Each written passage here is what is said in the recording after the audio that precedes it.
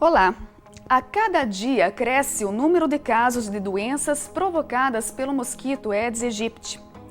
Além da dengue, o mosquito também é responsável pela transmissão da Zika e da chikungunya. De acordo com o Comitê de Combate à Dengue, em uma reportagem publicada no mês de junho no site da Prefeitura de Umuarama, foi informado que existem casos suspeitos de dengue em 33 bairros de Umuarama.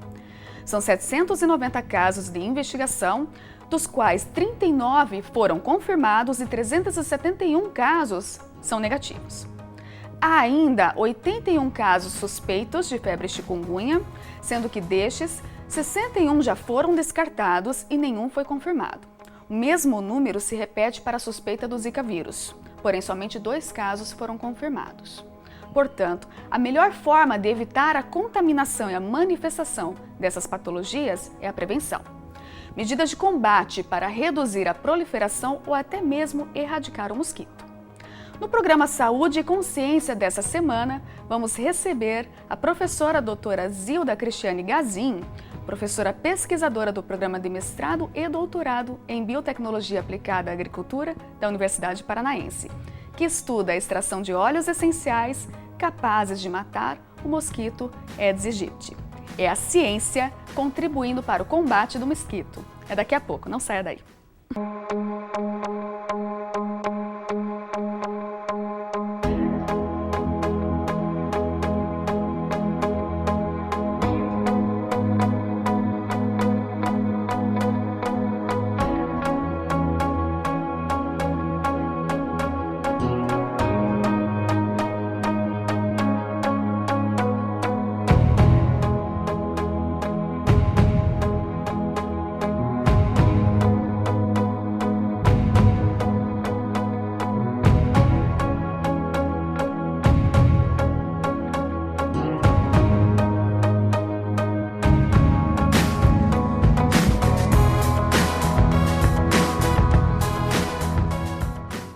Estamos de volta com o programa Saúde e Consciência. Comigo em nossos estúdios a professora doutora Zilda Cristiane Gazin, que estuda sobre a extração de óleos essenciais no combate ao mosquito Aedes aegypti.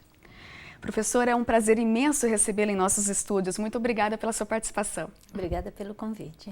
Professora, eu gostaria que você conversasse conosco, explicasse um pouquinho como que é que começaram as pesquisas introduzindo sobre esse assunto, né, sobre o combate ao Aedes aegypti.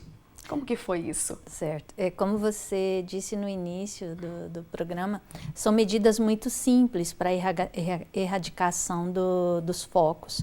E quando essas medidas não são combatidas ou a gente não tem eliminação, então nós ficamos assim um tanto quanto preocupados. Falei assim, vamos começar a investigar. E procurando, fazendo uma pesquisa, um levantamento, tem muitos pesquisadores já que trabalham com Aedes, vendo o potencial de plantas medicinais sobre todo o ciclo evolutivo dele há anos. Né? E nós começamos a trabalhar aqui em Umuarama, dentro da universidade, na década de 2008, a fazer os primeiros ensaios. Né? Então, o interessante é conhecer o ciclo e ver exatamente em que fase do ciclo os produtos vão agir. Então, se nós olharmos o ciclo do Aedes, tem os ovos.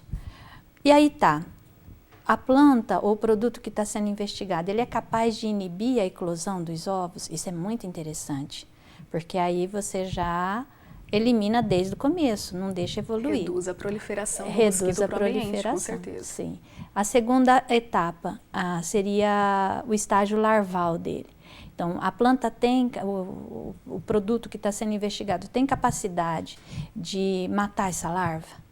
Né? Então, aí a gente mensura a taxa de mortalidade. Não matou, passou para a fase de pupa. Aí a gente testa nas pupas. Não matou, passou na fase adulta, que já é o mosquito. E aí então entra, né, o outro método que seria a pulverização. Então, dependendo do estágio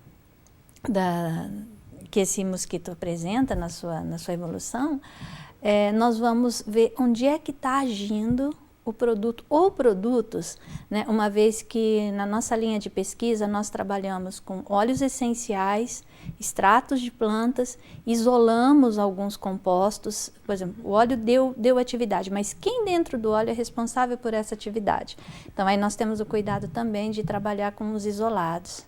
Né? Isso entra já a ciência da biotecnologia nesse aspecto? Entra a biotecnologia, entra a fitoquímica, entra assim uma composição enorme, né, de ferramentas que nós temos dentro da pesquisa, dentro do laboratório. Né? Então, isolar compostos de planta realmente é assim, seria a pérola máxima, né, da nossa pesquisa, é uma parte que eu gosto muito e que eu trabalho muito. Por exemplo, um estudo que nós fizemos com a salsinha, tempero que todo mundo Sim. tem, e nós fomos ver, então, a atividade, o potencial do óleo da salsa junto com o Aedes aegypti. E aí nós descobrimos que o óleo matava muito. E aí nós conseguimos isolar um composto do óleo chamado apiol, e ele mata muito mais do que os larvicidas químicos disponíveis que nós temos disponíveis hoje no mercado. Sim, muito mais, sabe? Numa ordem assim de nanogramas, esse composto mata. Então, assim, quem dentro do óleo, né, daquela mistura que é o óleo, que dependendo da planta tem mais de 1000 compostos, quem é o responsável pela ação? Normalmente eles agem em sinergismo, né, esses compostos, um ajuda o outro, mas sempre tem um que se destaca. E será que existe alguma forma, assim, por exemplo, a pessoa consumindo essa salsinha em grande escala, né, só o fato de consumir sistemicamente, né, em tempero, sal, isso já conseguiria fazer algum tipo de proteção? Uma repelência Uma natural, repelência você natural, diria? Digamos assim. Nós eliminaríamos através dos nossos poros? Vocês conseguem observar isso? Bom, não fizemos isso ainda, não teste. chegamos nesse estágio. Nossos testes estão in vitro e em campo, né, para alguns bioensaios, mas realmente na salsa, particularmente, eu acho que não. Tem outras plantas que poderiam ter esse potencial, por exemplo, o alho.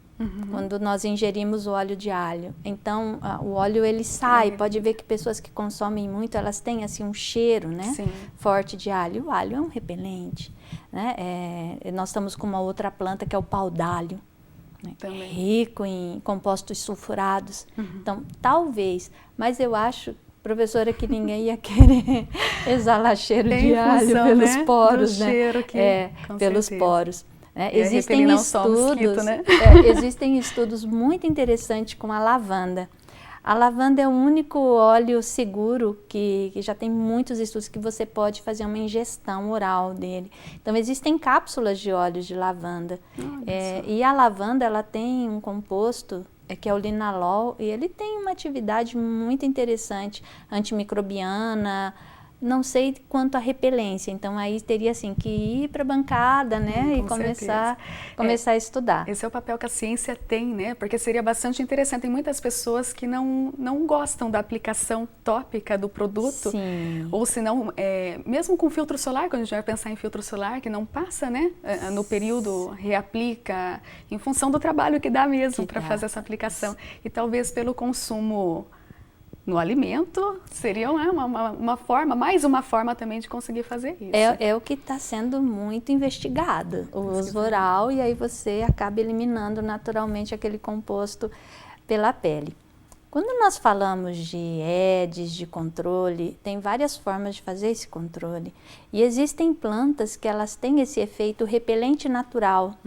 Né? Então, a salsa, nós verificamos, não adianta ter o canteiro de salsa, ele não vai espantar o mosquito. Essa seria a minha próxima pergunta.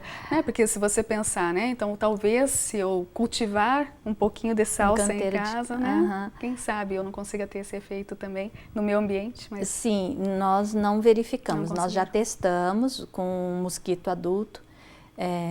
o efeito borrifando nele e ele não morreu. Do extrato bruto ou isolado? O óleo. Só o óleo. O óleo, Isolado, componente isolado. O óleo puro. O apiol é muito... Quando a gente pensa em isolar um composto da planta, a quantidade que é isolada é muito pequenininha. Sim. Né? Então, os testes, eles têm que ser feitos assim em microgramas.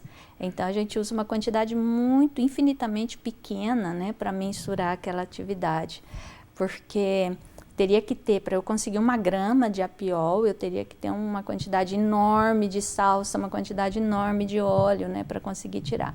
Mas o que nós conseguimos tirar da planta deu para fazer todos os bioensaios e realmente comprovar quem dentro dela tem atividade. Quando a gente estava falando assim, olha, de que forma eu posso prevenir? Claro, cuidar dos focos, né? Então, a gente já sabe que o óleo de salsa, quando ele é adicionado numa água, uma água que está lá acumulada e que tem as larvas, você adiciona, vai matar. Mata realmente as larvas. Mas, uma outra forma de fazer esse controle é pelo efeito repelente. E existem plantas que têm esse efeito. E uma outra planta que nós investigamos bastante, e eu trabalho com essa planta desde 2004, né, dentro das pesquisas, é a mirra. Não é a mirra de Jesus, não. Aquela é a comífera mirra. Né? Isso, e ela não dá aqui na nossa região, é só mesmo lá na África, né? A nossa é a Tetradenia riparia, ela é a falsa mirra. Não sei por que falsa, né? Mas ela não tem nada de falsa, ela é muito verdadeira até dentro da pesquisa. Ela dá sempre na beira do rio. Quando a gente pensa em África, só pensa em deserto. Mas não, ela é justamente da barranca de rios e tal. E lá as pessoas plantam esse arbusto em volta das casas para repelir o pernilongo, o culex, o aedes, né? E todos os culicídios que assolam aquela região. E quando você pega na folha dessa planta, você vê assim que ela tem muito óleo. Então, a simples incidência solar já faz com que essas bolsas se rompam e liberem o óleo. A simples água, quando bate na folha, faz com que se rompam as bolsas. E isso faz com que todo aquele ambiente em volta da casa fique saturado de óleo. Perfeito. E isso eles utilizam como repelente. Então, aí sim, plantar em volta da casa. Aí funciona. Os pés de mirra, maravilha, aí ele funciona muito bem, né? Muito bem.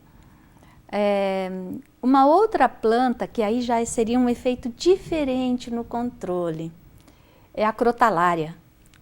A crotalária. A crotalária é bem interessante que... Esse é o nome popular dela? Sim, é um nome popular. Crotalária. Ela é um arbusto, fica mais ou menos, dá 1 metro de altura, tem umas flores amarelas muito bonitas, e essas flores ela acaba atraindo a libélula, muitas libélulas. E a libélula, ela é um predador do mosquito, do Aedes aegypti. Então, observem assim, a quantidade de informação que a gente tem vindo das plantas com relação ao controle, né? A fazer o controle do Aedes em todo o seu ciclo, seja na larva... A natureza, né? A natureza ela é perfeita nesse sentido. A natureza é perfeita, nós somos só meros copiadores, né? Nós copiamos, nós imitamos tudo que a natureza produz. Então, de repente, também, ter a crotalária nos quintais. Claro que isso não tira a nossa responsabilidade de controlar os focos, fazer o controle dos focos. Mas seriam, assim, medidas auxiliares, ferramentas que, imagina um moarama, se cada um tivesse no seu quintal, a mirra, a crotalária, né? Professora, anteriormente você estava comentando sobre as pesquisas que são realizadas in vitro e in vivo para se avaliar esse efeito do óleo essencial, né, da extração do óleo, sobre o combate a esse mosquito, a morte dele. Como que a diferença que existe entre essa pesquisa que é realizada in vitro e in vivo? In vivo, sim. Nós temos que ter consciência de que as plantas medicinais, elas também têm sua toxicidade, tem muitos compostos que são e tóxicos, como nós estávamos falando da salsinha e do apiol, né? O apiol, ele é tóxico, ele é abortivo, mas Nossa. a gente não precisa parar de comer salsa, porque a quantidade dele dentro da salsinha é muito pequenininha, não vai ter efeito nenhum, né? Ele tem um outro composto que é miristicina, é alucinógeno também. A gente pode continuar comendo salsa, ninguém vai ficar vendo doente se comer salsinha, né? Mas quando nós trabalhamos com essas substâncias isoladas e puras, nós temos que ter cuidado. Eu encontrei uma baita atividade, ok. A nossa primeira preocupação, ela é tóxica, então aí nós temos que partir para os testes de citotoxicidade. O que a gente utiliza são células, né, são células que nós compramos, estão disponíveis no mercado, e aí nós utilizamos esse composto em cima dessas células, normalmente são macrófagos, né, isolados de camundongos, tem também macrófagos isolados de macacos, tem vários tipos de células. E aí nós vamos ver o quão tóxico ou não são esses compostos em cima destas células. Não sendo tóxico, claro, nós temos parâmetros. Aí nós podemos pensar numa segunda etapa, então sair dos testes in vitro para ir para os testes in vivo. Né? Então, no caso do Aedes, não seria muito, os testes in vivo seria mais no caso da repelência. Sim. Eu quero desenvolver uma formulação repelente. Aí eu tenho que já fazer os testes numa pessoa, então eu tenho que ter essa segurança. E utilizado daí já em testes em humanos. Em testes em humanos, certo? No caso dos testes em campo, o que nós fazemos não é para o Aedes aegypti, aí seria mais para outra linha de pesquisa minha, que são os carrapatos, carrapato bovino. Né? Então aí eu vou testar num animal, vou testar no boi, na vaca, né, para ver se ele tem um efeito em campo. Então, são coisas muito distintas. Às vezes, você tem um baita de um resultado in vitro e quando você vai extrapolar isso para campo, então, ó, aprovei, não é tóxico, eu vou em campo. Não tem efeito. Não tem efeito, daí também não adianta que não vai ter aplicabilidade. E aí você pensa assim, tá, onde é que eu errei? Onde que está o erro? Se nós pensarmos em óleos essenciais, eles são extremamente voláteis. Quando eu aplico ele diretamente no animal ou faço um teste em campo, nós estamos fazendo um teste bem legal, que é colocar as larvinhas no capim. Né? Porque aí a gente tem que entender, aí eu já estou falando de carrapato, certo? Então assim, a gente tem que entender o ciclo do carrapato. Tem um ciclo, uma etapa do ciclo, ele desce, a carrapata desce, bota os ovinhos e eclodem larvinhas. As larvinhas sobem no capinzinho e ficam lá aguardando aparecer o animal. Elas sentem pela temperatura. Né? Às vezes o cachorro vai para o pasto, volta cheio de carrapato, né? Então elas pressentem e elas estão lá querendo se alimentar. Aí elas, migram para o animal e sobem. Então nós estamos vendo o efeito desses produtos no capim. Por quê? 5% do carrapato fica no animal e 95% no solo. Então se eu tiver um programa de combate no solo, maravilha. Só que eu tenho que pensar, o animal se alimenta daquele capim, então não pode ter toxicidade. Então, essa etapa, sair do in vitro, testar a toxicidade e pensar num teste em animal é fundamental. Eu não posso pular jamais essa etapa, né? E aí chega no teste em campo ou no teste em animal, evapora. E por que evaporou? Ele é extremamente volátil. Aí tem que encontrar formas de tentar estabilizar esse produto. Estabilização da forma farmacêutica, certo? Ou da forma cosmética, ou da formulação que eu estou desenvolvendo. Exato. E aí já entra uma outra vertente do nosso programa, né, que seria a parte de desenvolvimento de produtos, que é um dos pilares da pós-graduação em biotecnologia.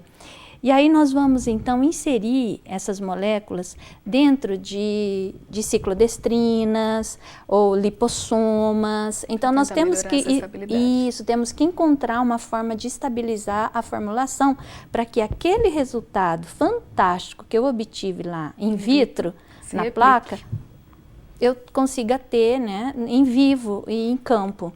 né? Então, desenvolver produto é demorado, né? Então, por isso que a gente vê dentro da pesquisa, puxa, mas quantos anos você está trabalhando com isso? E nada ainda, não saiu nenhum produto ainda, né? Porque você tem que começar a estabelecer os parâmetros e cuidar, né? Para que, a hora que chegar lá no final, que esse produto for oferecido para uma indústria, né? Ou quando você patentear, né? Ele seja de fato eficiente. Senão, não valeu a pena. Aí você tem que voltar a retroceder o tudo. que vocês extraíram da salsinha, né, que conseguiu encontrar, ele já tinha algum relato na literatura sobre esse composto específico com uma atividade dessa forma? Larvicida? Não, foi a primeira vez. Foi a primeira vez. A nossa linha de pesquisa, Aedes é muito pesquisado, sabe, professora? Aedes aegypti, se a gente olhar na literatura, tem muitos pesquisadores que trabalham. Carrapato já é pouco pesquisado. Entendi. Né? Então, nós testamos também no carrapato. Ele tem uma atividade muito interessante no carrapato, só que eu não posso trabalhar ele sozinho, porque ele é tóxico. Ele é tóxico. Então, no Aedes eu consigo encontrar uma resposta bem mais aplicável. Foi isso que aconteceu. Que acaba sendo um resultado importante, inclusive, né, para ser transposto aí para uma indústria, com certeza, que queira desenvolver um produto específico para isso. Sim, por exemplo, nós não podemos trabalhar com produto natural. A indústria não tem como, não é viável economicamente. Imagina a quantidade de salsa que eu teria que plantar, ou de mirra que eu teria que ter. Então, florestas imensas. Mas o que a gente faz? Copia a molécula. Quem é a molécula responsável pela atividade? Por isso que o importante da pesquisa é descobrir quem lá dentro. E aí tentar ver, essa molécula ela é viável de ser desenvolvida ou não? Porque tem moléculas que são imensas, né? São pouco estáveis, tem um ponto de fusão, um ponto de ebulição que não são compatíveis com a temperatura normal, né? Isso acabaria sendo interessante, inclusive, né? Porque se desenvolver essa molécula, talvez encontrar qual que é o pedacinho dela que é responsável por aquela toxicidade. Exatamente. E eliminar aquilo para você ter um efeito que não tenha toxicidade nenhuma. Exatamente. E aí modificar essa molécula, Exato. Que é o que acontece, né? É o que é feito dentro da síntese orgânica. Muitas vezes nós não conseguimos copiá-la fielmente, 100%. E aí parte dela, como você bem disse, aqui eu tenho atividade, então a partir daqui, esse núcleo tem que ter. Sim. E o resto eu tento então estabilizá-la. O apiol, ele é encontrado em outra substância? Tem muitas plantas que têm apiol, bastante. E vocês conseguiram verificar se essas que também têm a molécula do apiol também teriam alguma ação? Ainda não começamos a trabalhar com essas plantas. A ciência é fantástica nesse sentido, né? O resultado de uma pesquisa vai te abrindo leques e horizontes para si. Abre um universo imenso. Mas além da salsa e da mirra, nós aqui no laboratório nós temos várias outras plantas e eu dou muita preferência para as nativas. Então nós temos muitas plantas aqui da nossa região, porque eu trabalhar com planta que ela é da Europa, é um clima diferente. Exato. Quando nós trazemos essa planta para cá, até ela aclimatar, aí nós vamos comparar a composição química, inclusive tem que se avaliar isso também, não é? A sazonalidade da planta, solo, onde ela está colocada. Para você ter uma ideia, o primeiro trabalho que nós fizemos do Aedes aegypti não foi com a salsa, foi com a mirra. E aí foi até um projeto de pesquisa, né, 2 alunas PIBIC que tocaram ele, e nós trabalhamos com sazonalidade da mirra. A mirra ela tem um ciclo muito bem definido, sabe? No inverno, ela só tem flores, caem todas as folhas, e aí no inverno não matou nada. 0 de morte do Aedes. Vocês usam a flor ou a folha? A folha. A flor eu nem comecei a trabalhar, imagina quanta coisa tem para trabalhar ainda com essa planta. Aí no inverno não matou. No verão matou muito, muito. E primavera e outono teve uma morte assim mediana. Então para eu falar, olha, essa planta ela tem ação no Aedes, tá? Mas se eu for extrair o óleo no inverno, eu falei assim, ai que mentirosa, olha só, não mata nada. Então, quando ela tem atividade? Em que época? Então, outra preocupação que nós temos na nossa pesquisa é a sazonalidade. o ciclo biológico da planta. Essa planta ela tem uma época que é só folha, ela tem uma época que ela está florescendo. Se são frutíferas, tem uma época em que ela vai formar os frutos. E nós sabemos que dentro da planta existe toda uma síntese de substâncias que ela mesmo faz para a sua sobrevivência. Né? Então, quando ela vai frutificar, o que ela aumenta, o que eu tenho em maior quantidade? Quando ela vai florescer, então ela produz o quê? Muito óleo, porque ela quer atrair os polinizadores. Ó, eu estou com as minhas flores, eu preciso de polinizadores, eu preciso perpetuar a minha espécie. É isso que a planta fala. Né? Quando ela vai frutificar, ela aumenta os flavonoides. Né? Então é aí que nós entramos para pegar justamente essas substâncias dentro dela. Então, que época eu vou coletar? Né? Eu tenho que informar, ó, foi no período tal, essa planta estava assim, eu fiz a análise do óleo, eu encontrei isso aqui. E só extrapolando um pouco mais, saindo um pouco do Aedes, falando da mirra, no verão, essa planta ela tem uma atividade antimicrobiana fantástica, ela mata micro-organismos assim com uma velocidade, né, muito grande. Na primavera e no outono, anti-inflamatória. Ah, olha só. E no você inverno pode mudar o efeito também em função da sazonalidade, porque o que ela vai estar sintetizando tudo, então vai mudar tudo o que ela produz. No inverno, antitumoral. Olha só. Que foi o que eu fiz durante 6 anos, né, trabalhando com a sazonalidade dela. No inverno, ela produz diterpenos, que são substâncias assim que têm essa atividade antitumoral. No verão, ela produz monoterpena, fenchona, ela produz muita fenchona que tem atividade antimicrobiana. Imagina, você tem um universo a desvendar dentro da planta. Essa é a beleza da pesquisa científica, não é verdade? Com plantas. Com certeza. Com plantas. De qualquer forma, quem está em casa, para ajudar nesse combate ao mosquito, né, tem que cuidar, eliminar os locais com água, né, porque querendo ou não o mosquito ele acaba se reproduzindo em locais mais úmidos. Então ter todo esse cuidado, porque realmente a patologia está por aí, né? Então tem que cuidar. De qualquer forma, professora, eu agradeço imensamente a tua participação no nosso programa. Obrigada. Eu acho que as informações que você passou, a tua pesquisa ela é belíssima, eu admiro muito o trabalho que você faz aqui. Muito obrigada. Eu agradeço muito por ter vindo. A você que nos assiste, mobilize sua família, elimine a água parada e ajude assim a combater os focos que podem virar criadores de Aedes aegypti. Muito obrigada pela sua participação. Até a próxima.